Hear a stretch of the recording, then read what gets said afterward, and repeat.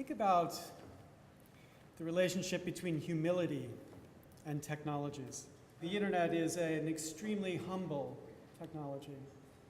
When the founders of the internet first thought about what they were building, they realized they had no clue about what the technology would ever be used for. And so they built it recognizing their ignorance right at the core of its architecture. They made it so that its future was not determined by anything except the extraordinary innovators who would come and build on top of that platform.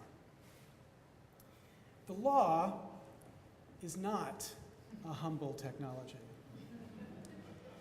The law typically builds inside itself a presumption that it knows everything and sees everything and understands the future and will build for the future as it envisions it today.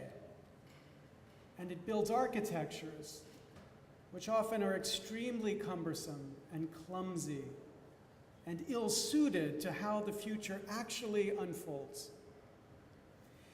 And when culture meets this architecture, it can be particularly devastating.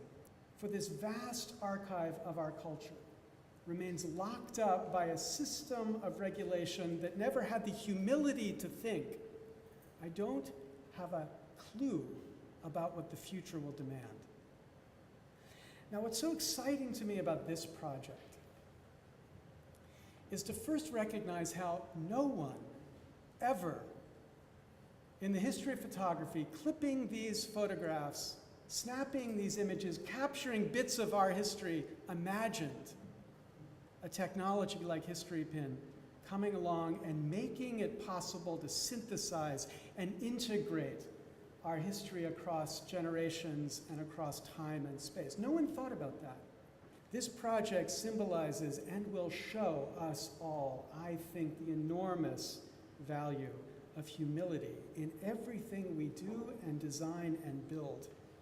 And out of that extraordinary humility will come some of the greatest insights about our past and about the potential for our culture to teach itself and our children the greatest lessons that our past has to teach.